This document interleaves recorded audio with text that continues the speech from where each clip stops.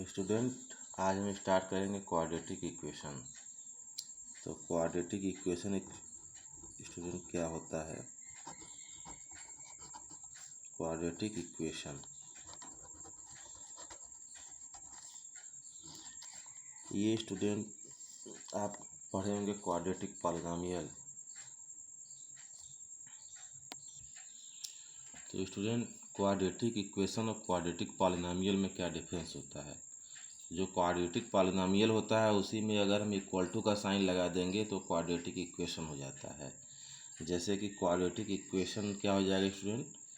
A x square plus b x plus c is equal to zero, ये होता है quadratic equation. इसमें इसके जीरोज नहीं बोले जाते, इसके रूट्स बोले जाते हैं। एक्स की जो वैल्यू आएगी वो उसको हम रूट्स बोलेंगे। तो यहाँ पे स्टूडेंट ये 2 डिग्री का इक्वेशन है, इसलिए इसके 2 रूट्स होंगे।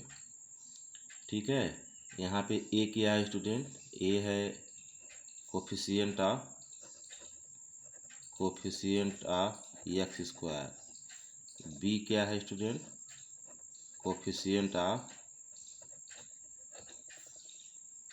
एक्स। और सी क्या है स्टूडेंट? कोफिशिएंट ऑफ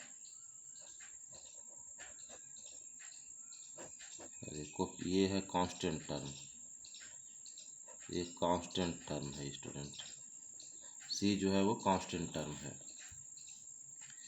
अब स्टूडेंट जैसे कभी कभी इक्वेशन ये क्वाड्रेटिक इक्वेशन पूछ देता है कि ये है कि नहीं। तो जैसे 2 डिग्री का पॉलिनॉमियल होगा तभी वो क्वाड्रेटिक इक्वेशन होगा। जैसे मान लीजिए x square is equal to 4 दिया गया है, तो क्या क्वाड्रेटिक इक्वेशन है? इसको स्टैंडर्ड फॉर्म में बनाएंगे। जैसे एक्स स्क्वायर, इसको क्या हो जाएगा, कितना हो जाएगा? X square plus 0x minus 4 is equal to 0। तो ऐसे क्वाड्रेटिक इक्वेशन के फॉर्म में होगा। तो इसके कितने होंगे स्टूडेंट? रूट्स 2 रूट्स होंगे। अब इसमें कुछ और चीज़ें आती हैं, कुछ और टर्म आते हैं।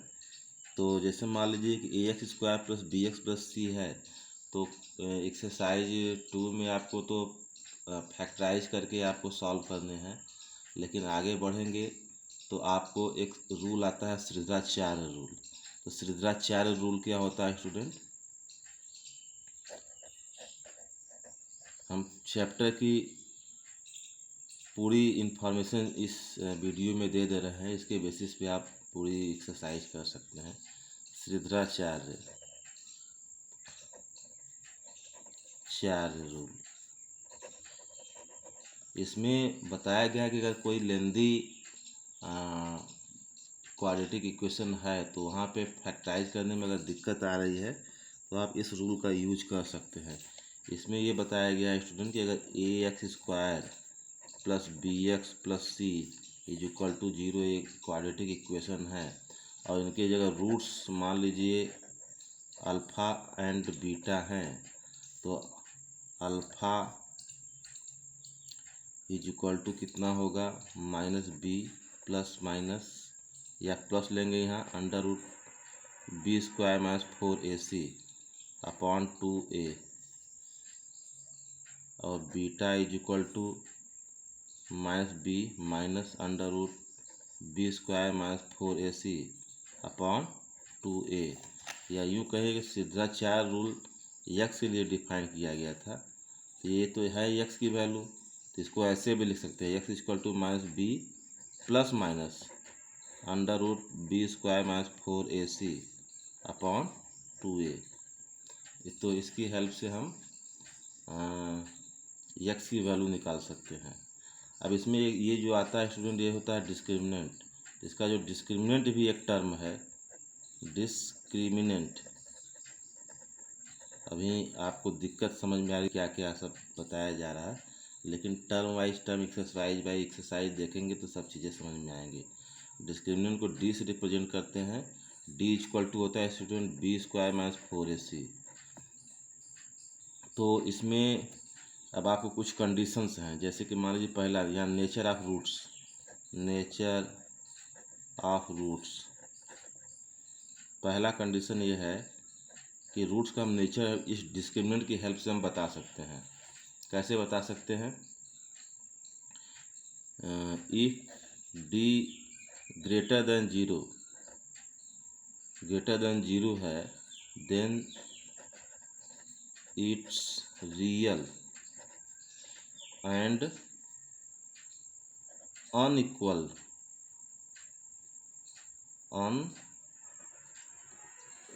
रूट्स होंगे, या इसको डिस्टिंक्ट भी बोलते हैं, डिस्टिंक्ट रूट्स होंगे।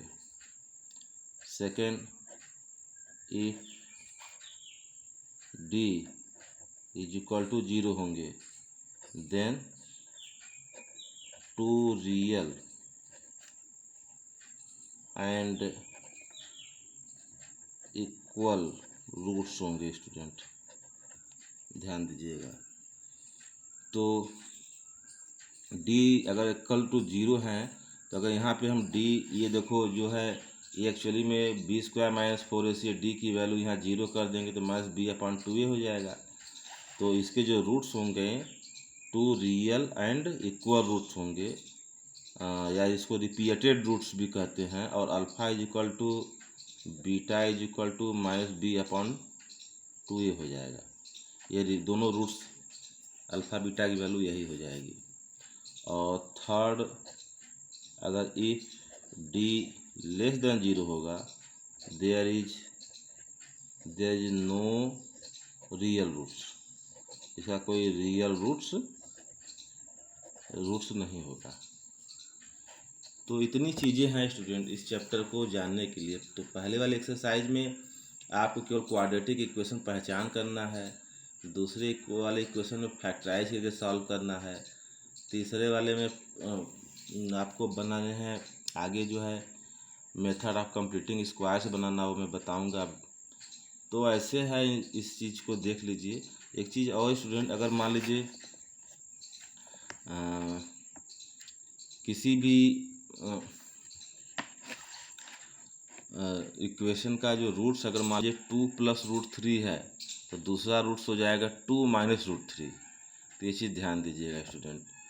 तो ऐसे आप एक्सरसाइज को प्रोसीड करेंगे। पहली और दूसरी एक्सरसाइज बिल्कुल 9th पे बेस्ड है, तो आप उसको आप करेंगे। Okay student, thank you.